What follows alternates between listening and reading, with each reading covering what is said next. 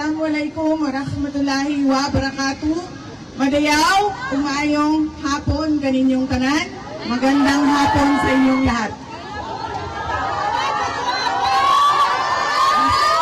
Basta Pilipina, guwapa nila. Sabi ko, basta Pilipina, maganda talaga yan. Bakit? Nakailang Miss Universe tayo. Apat, diba? Ang dami nating Miss Universe na winners. Ibig sabihin, kilala tayo sa buong mundo bilang magaganda ang... magaganda ang babae. Ang mga lalaki kaya?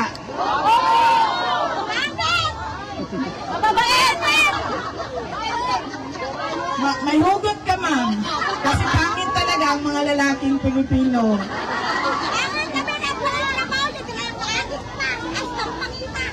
Ano ang mga gwapo, ma'am? Kung hindi gwapo ang Pilipino, gwapo ang?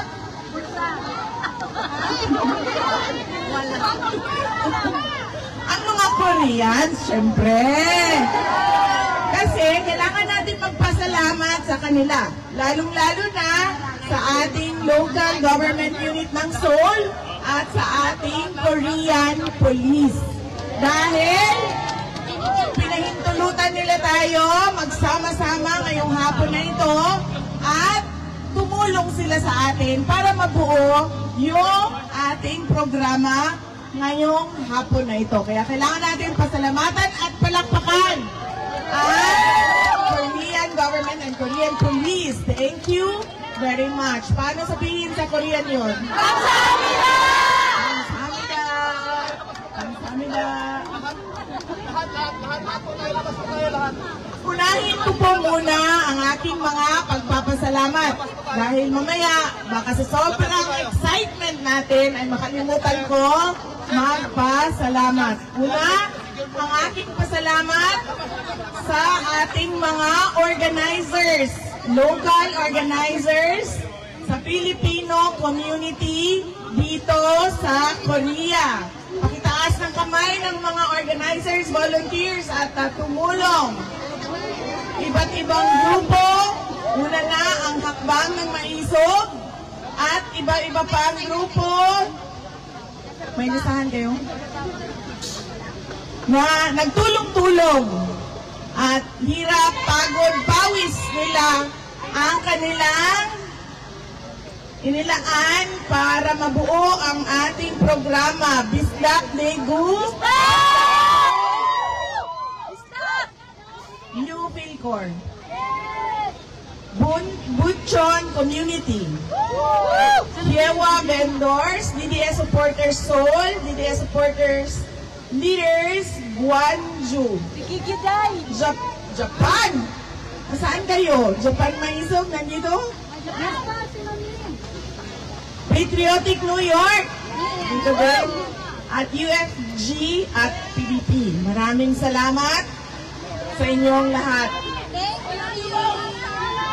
Ang susunod na pagpapasalamat ko ay mula sa akin para sa inyong lahat.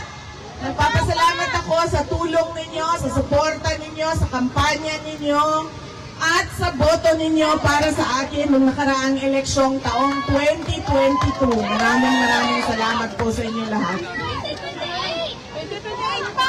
Ma'am, pag-usapan natin yan. Ang susunod na pagpapasalamat ay mula po kay dating Pangulong Rodrigo Duterte. Nagpapasalamat siya sa pagpapakita ninyo ng suporta sa kanya at sa inyong pagdarasal para sa kanyang kalayaan.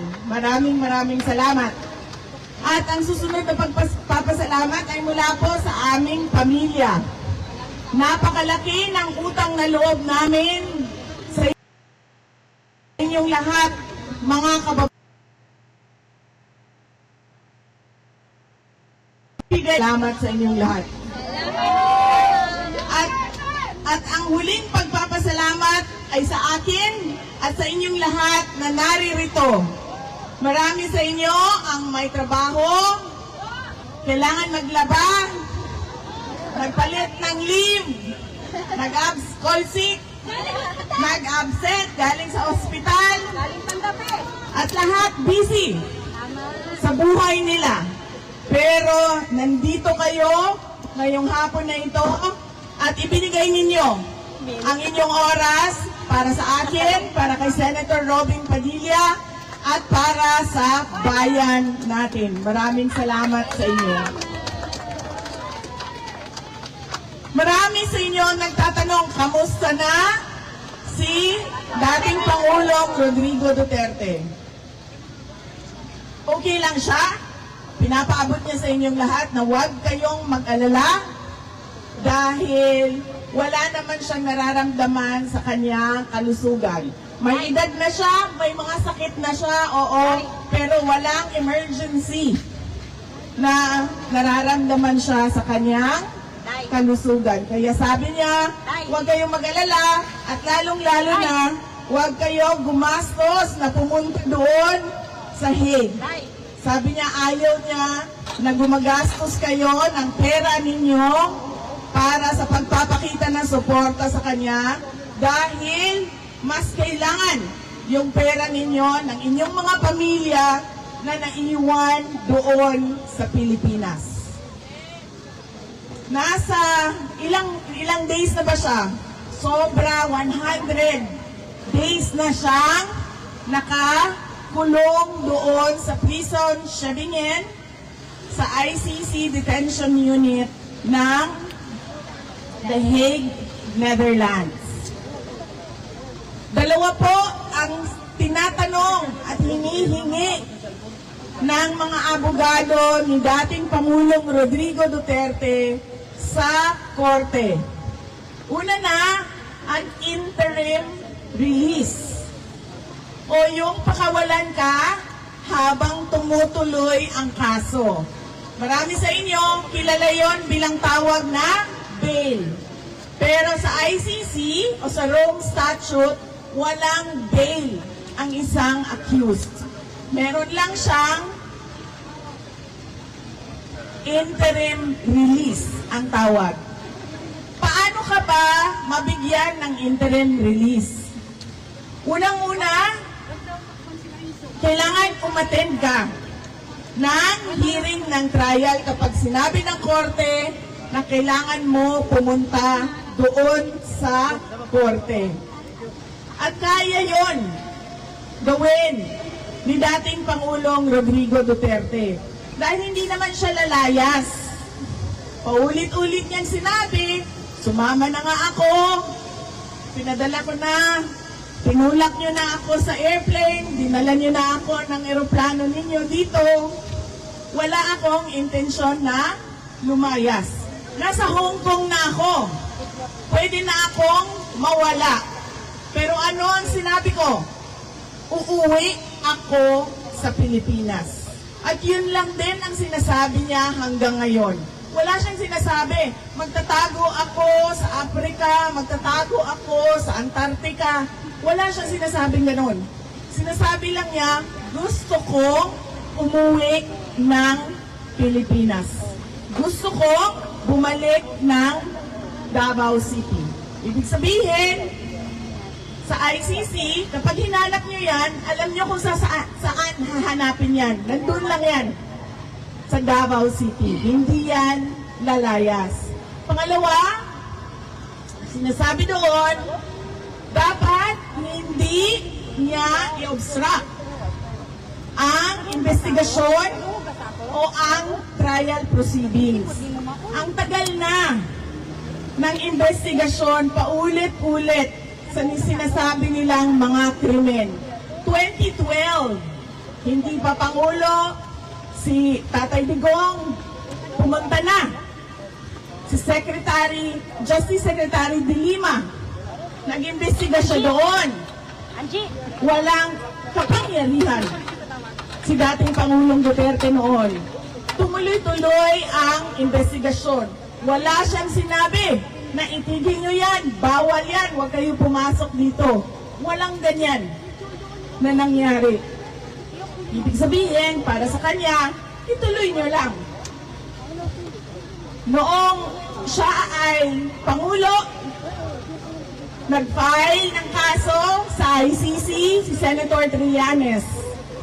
Alam na ni dating Pangulong Duterte kung sino ang mga witnesses. Hindi naman tinago yun sa atin lahat, di ba? Paulit-ulit ang investigasyon at pagbibigay testimonya ni Las Cañas at ni Mato Bato. Meron ba siyang ginawa kay Las Cañas o kay Mato Bato o kay Trillanes man? Wala. Buhay na buhay ang buhok. Patay na pala ang buhok ni Trillanes. Buhay na buhay si Trillanes, pero ang kanyang buhok, hindi ko lang sigurado. Walang nangyari kay Mato Bato. Walang nangyari kay Las Cañas. Alam ni dating Pangulong Duterte kung nasaan sila. Nakialam ba siya sa investigasyon? Nakialam ba siya sa mga witnesses? Wala. Noong siya ay nawala na sa katungkulan, bumaba na, tapos na ang termino, nagkaroon ng investigasyon. Pumasok ang mga investigators ng ICC paulit-ulit sa Pilipinas. Alam ko, at sinasabi namin sa kanya, alam namin, dahil nakikita namin ang records, anong sinabi niya? Pabayaan nyo sila mag-imbestiga. Noong nagkaroon ng Quadcom hearing ang bahay ng mga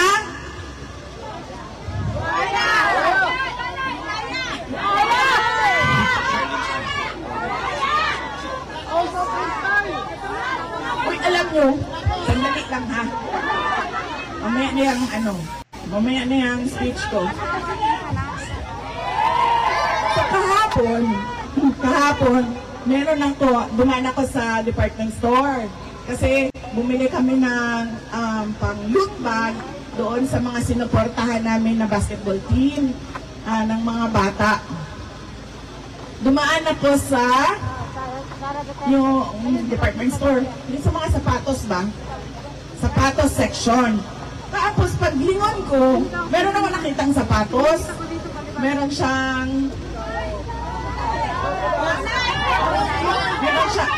butoy-butoy ba?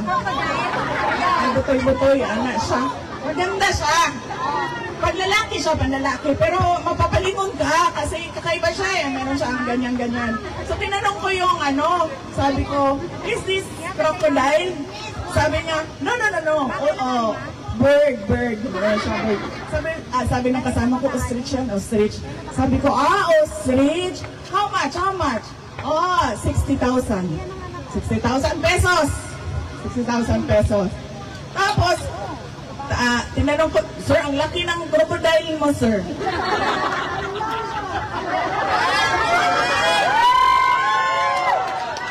Tapos,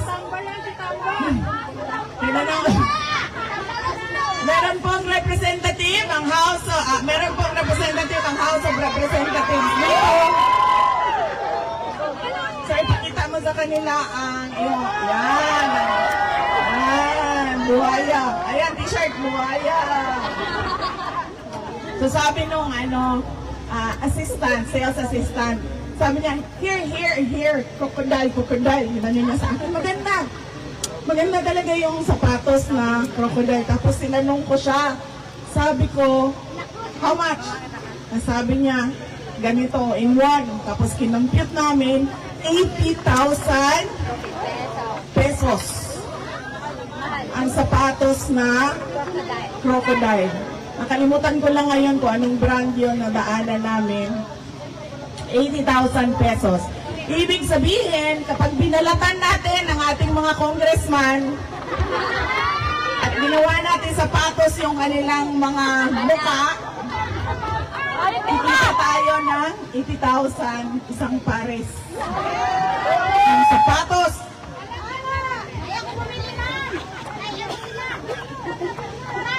Balik ako sa Quadcom. Nag-imbestiga sila.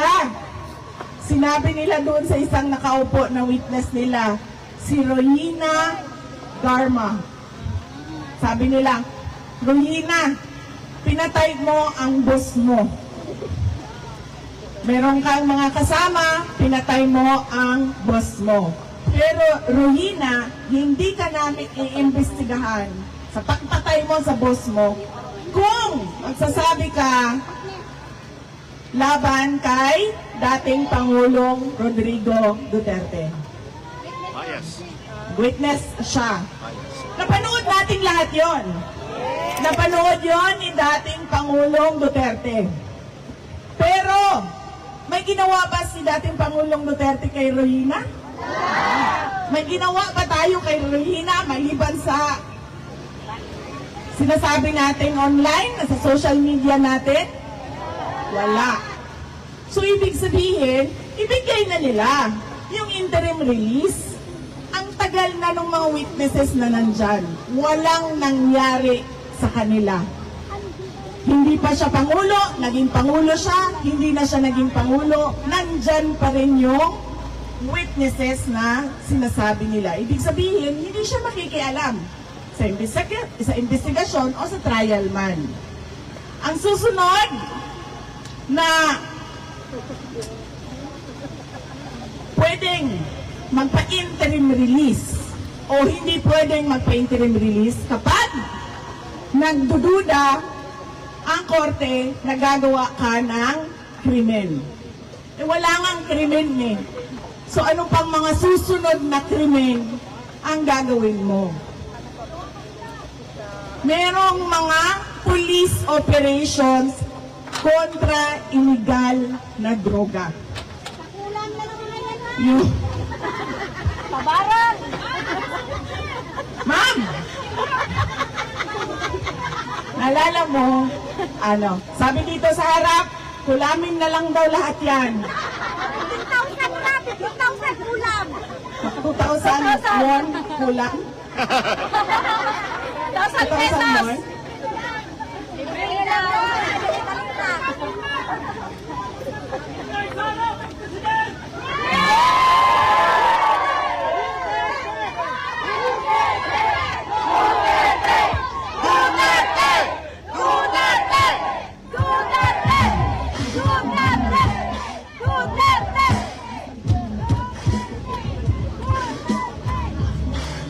Pasensya na ha.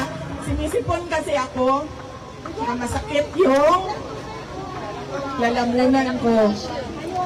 Kasi kinain ko yung mga sasarap na ice cream ninyo dito sa Korea.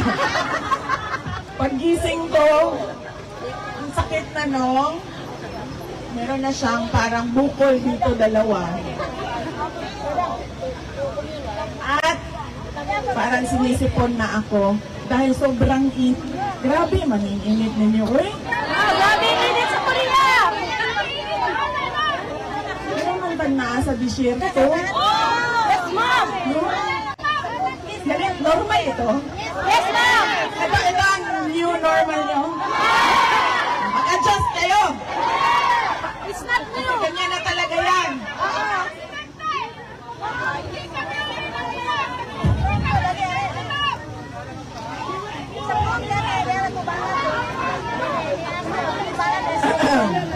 Saan ako? Sa interim release. Kaya, ibigay.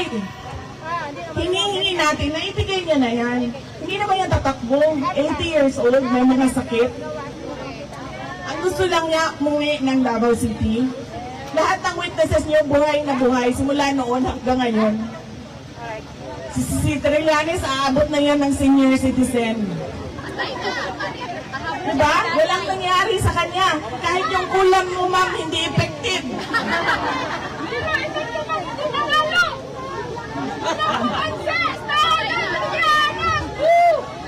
Diba?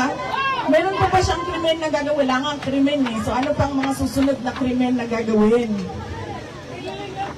Diba? So, iyan ang pakiusap sa ICC. Ibigay na ang interim release. Ang susunod, yung jurisdiction na naririnig ninyo lagi. Nag-imbestiga sila 1 taon pagkatapos na, lumampas na ang 1 taon pagkatapos natin umalis sa ICC. Ibig sabihin, hindi ka na pwedeng mag-imbestiga. Kasi meron lang period na pwede ka mag-imbestiga. Labas nun, hindi na pwede. Kasi ang lalabas niyan, kung walang period, ay pwedeng buong buhay mo, 100 years na ang dumaan, ay mag-iimbestiga pa rin sila. Hindi pwede yun. Kaya ang hinihingi ng mga abogado, i-dismiss ang kaso kasi wala ngang jurisdiction. Yan ang dalawang bagay na hinihingi ni dating Pangulong Rodrigo Duterte sa ICC. At yan din ang rason kung bakit tayo nagsama-sama, nagpapakita ng suporta at sumisigaw na bring him home. Bring him home! Bring him home! Bring him home! Bring him home! Bring him home!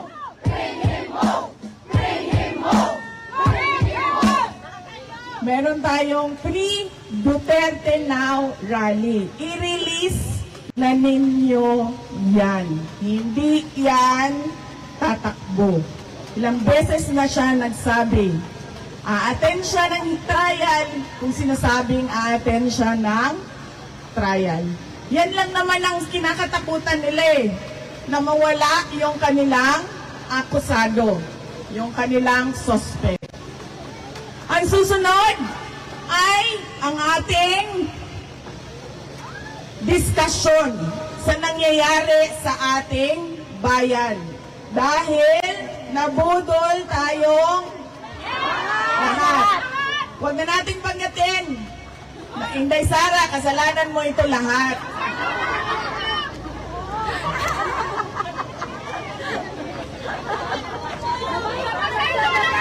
Kasi nga, sinasabi ko sa inyo, akal